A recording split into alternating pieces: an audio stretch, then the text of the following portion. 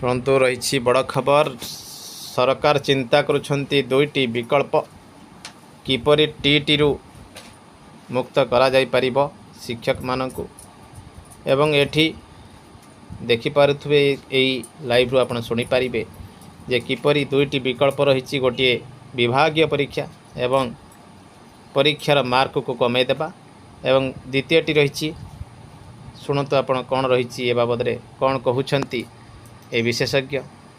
तो निश्चित भाव देखु कौन कहउछंती विशारद सुप्रीम कोर्टर वकील।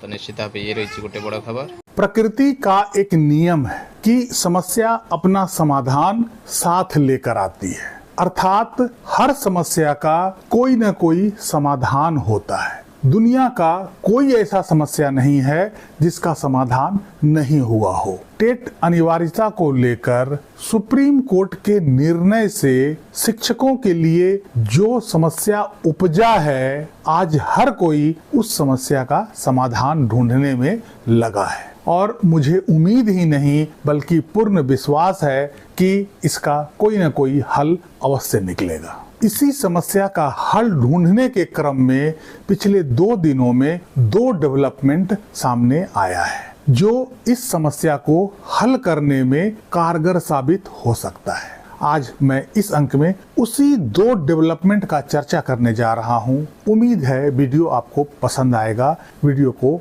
अंत तक जरूर देखिएगा। नमस्कार, इस अंक में आप सभी का बहुत बहुत स्वागत है। अभी तक तो मेरे हिसाब से इस समस्या का सबसे सटीक समाधान तो वही है जैसा कि मैंने पिछले वीडियो में बताया था कि संशोधन अधिनियम 2017 को सुप्रीम कोर्ट में चैलेंज किया जाए और यदि वो संशोधन अधिनियम सुप्रीम कोर्ट से स्ट्राइक डाउन हो जाता है तो सबके लिए रास्ता खुल जाएगा और सबका समस्या का समाधान हो जाएगा, सबकी परेशानी दूर हो जाएगी। हालांकि अभी भी बहुत सारे शिक्षक संगठन या बहुत सारे राज्य इस आदेश में रिव्यू पिटीशन लगा रहे हैं, पुनर्विचार याचिका या रिव्यू पिटीशन। जैसा कि मैंने पहले बताया है कि रिव्यू पिटीशन से इसका कोई हल निकलने वाला नहीं है, क्योंकि रिव्यू पिटीशन उसी बेंच में लगता है और उसकी सुनवाई वही जज करते हैं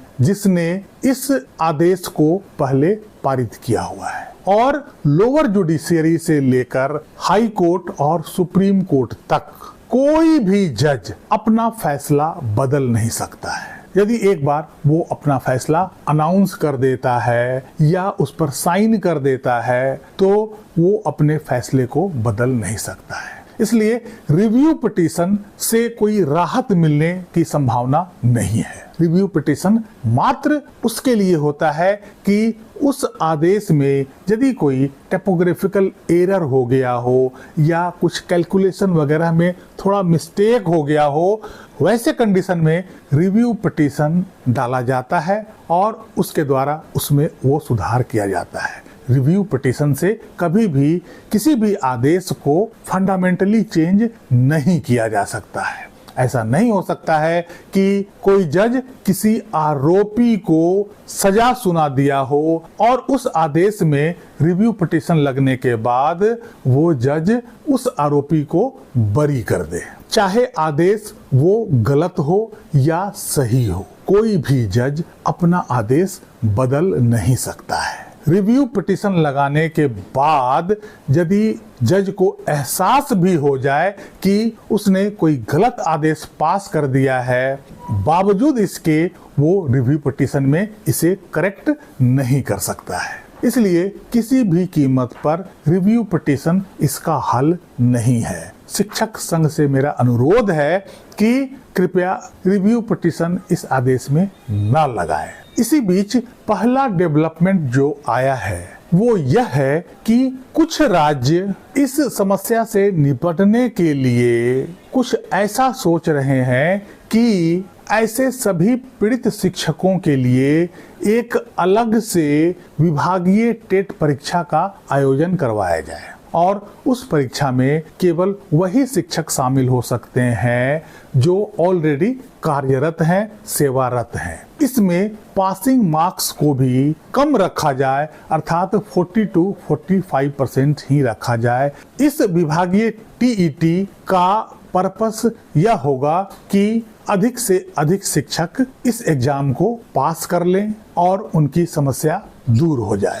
इस तरह के परीक्षा का आयोजन से वैसे सभी शिक्षकों के लिए रास्ता निकल जाएगा जो टेट परीक्षा देने के लिए एलिजिबल हैं और उनके पास टेट की डिग्री नहीं है। अर्थात इस परीक्षा से 80% शिक्षकों को समाधान तो मिल जाएगा, बावजूद इसके 20% वैसे शिक्षक रह जाएंगे जिनके पास टेट परीक्षा में अपीयर होने के लिए न्यूनतम योग्यता ही नहीं है। वैसे सभी शिक्षक इस विभागीय टेट परीक्षा के आयोजन के लाभ से वंचित रह जाएंगे। इसलिए यह 100% सॉल्यूशन नहीं है, अर्थात इससे सभी शिक्षकों को प्रोटेक्ट नहीं किया जा सकता है। इसके अलावा इसमें एक समस्या और उत्पन्न हो सकती है कि हो सकता है इस विभागीय टेट की वैलिडिटी को कोर्ट में चैलेंज कर दिया जाए। इस स्पेशल विभागीय टेट परीक्षा में लीगल इश्यूज होने की भी संभावना बन सकती है। बहरहाल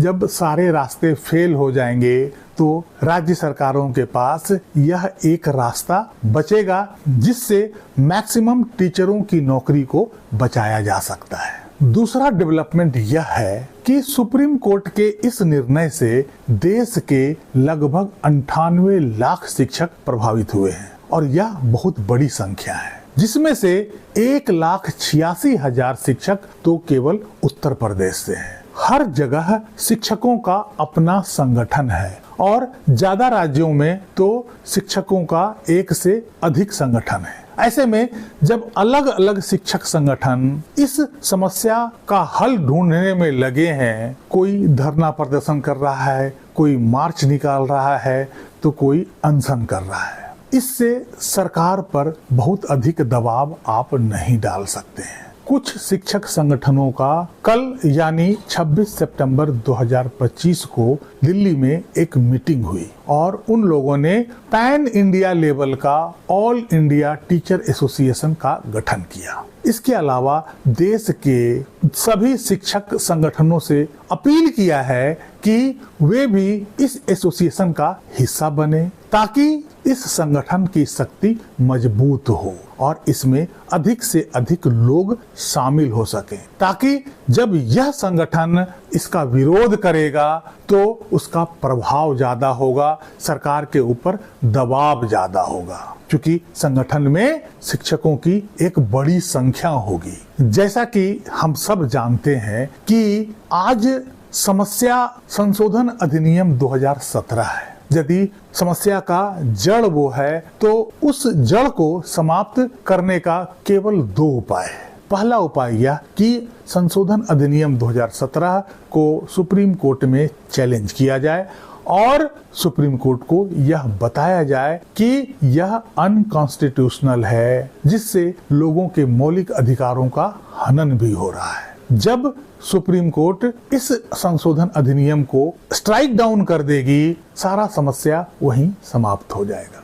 दूसरा उपाय है कि इसे सरकार द्वारा समाप्त कराया जाए, क्योंकि 2 ही अथॉरिटी है जो इस कानून को खत्म कर सकता है, पहला न्यायालय और दूसरा खुद सरकार। ऐसे में सरकार के ऊपर दबाव डालना जरूरी है और वो दबाव तभी डाल सकते हैं जब आपका संगठन बड़ा हो, आपका लॉबी बड़ा हो। छोटे छोटे संगठन जब अपने तरीके से अलग अलग प्रकार से विरोध करते हैं तो उसका प्रभाव सरकार पर कम पड़ता है, दबाव कम पड़ता है, सरकार उसको इग्नोर कर सकती है। वहीं जब संगठन बड़ा हो, उसमें लाखों व्यक्ति शामिल हो, उस बड़े संगठन का प्रभाव अलग तरीके से पड़ेगा। विरोध का स्तर भी अलग होगा, धरना प्रदर्शन और मार्च का लेवल ही अलग होगा। और सरकार जब आपकी जनशक्ति को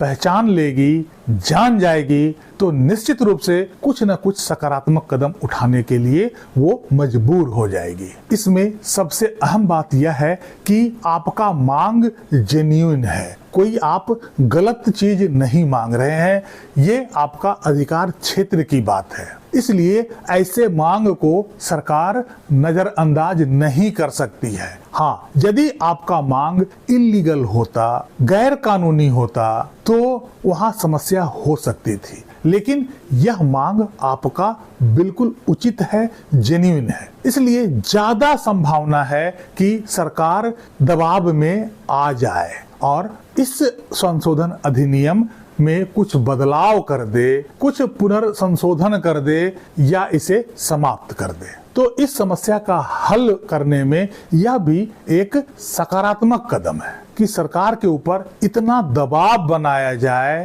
कि सरकार इस संशोधन अधिनियम को वापस लेने के लिए मजबूर हो जाए। और ये तभी संभव हो सकता है जब आपका संगठन बड़ा हो, जिसमें लाखों के संख्या में शिक्षक शामिल हों। तो सभी छोटे छोटे जो शिक्षक संगठन बनाए हुए हैं, उन सब को इस ऑल इंडिया टीचर्स एसोसिएशन में शामिल होना चाहिए और इस संगठन को मजबूत और बड़ा बनाना चाहिए। यही था इसमें दो नया डेवलपमेंट, और आगे जो भी डेवलपमेंट कुछ होता है तो मैं आपको जरूर अवगत कराऊंगा। ये दोनों डेवलपमेंट सकारात्मक दिशा में एक नया कदम है, इससे भी आशा का किरण दिखाई देता है। अब आगे देखते हैं कि फाइनली कैसे इस समस्या का समाधान निकल पाएगा।